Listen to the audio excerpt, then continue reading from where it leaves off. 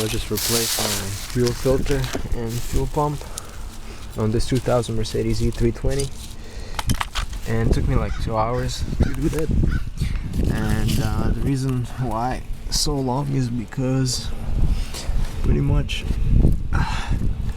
this metal bracket over here, what happened to this, just like it's so rusty, and it was like in the middle over here, it was a bolt. You can't focus.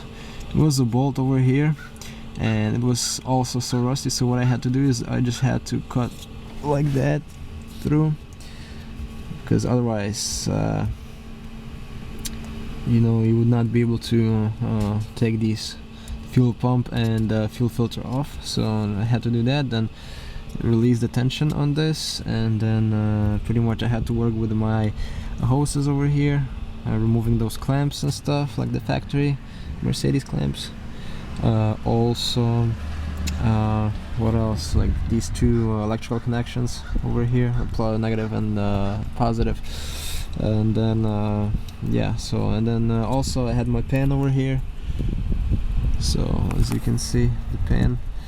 And yeah, I had some fuel spillage, but actually what I had to do is before I started working on it and before I started removing all the hoses, actually I removed my fuel pump relay on the car, which is the under the rear seat, and this way my car died, and then I didn't have any more pressure in the system. So, because otherwise if you don't do that, then you'll just get, you know, pressurized fuel out of the hose, and maybe it might hit you and stuff. But yeah, so now what I have to do is just and also I disconnected my battery just in case, and then I'll just have to reconnect it again and start the car.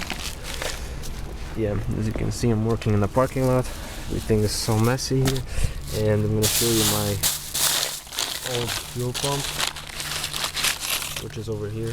Old fuel pump. So the reason why I'm replacing those is because for some reason my car was I mean, my car wouldn't die or anything like that, but what happened is that when I started the car, especially during idle, you know, I was getting intermittent whining noise, which was from the fuel pump. So then while replacing that, I decided to replace the fuel filter, also the factory one. So yeah, that's all I did. Yeah.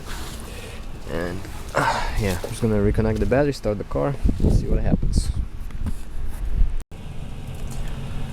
Also, another thing that I didn't mention is that when putting back, the reason why I used the rag over here is just to help a little bit with the movement, like to just avoid the movement while the car is driving, because otherwise it's just gonna move like this, and yeah, you don't want to hear any noises or anything, you know, like.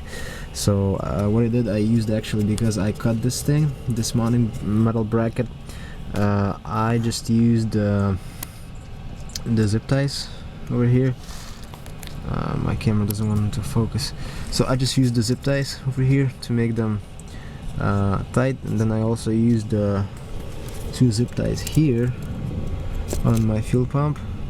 And I didn't have long zip ties for my fuel filter, so what I did, I used the rag instead. I put it like above this, between the fuel filter and the bracket. So right now it's tight, it's not movable, and it's good. Right. Let's start it up, see what happens, and then check for leaks.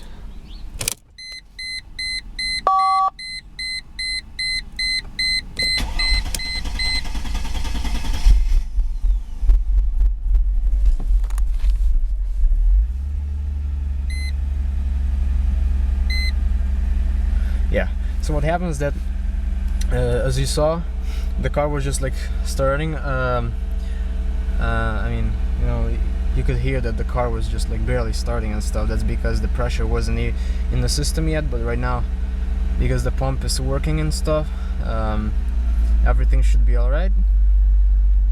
So let's just check for leaks and stuff, and we'll be good to go.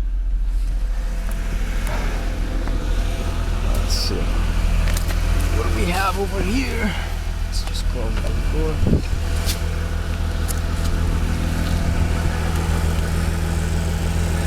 Awesome, no leaks, nothing. Everything is working perfect.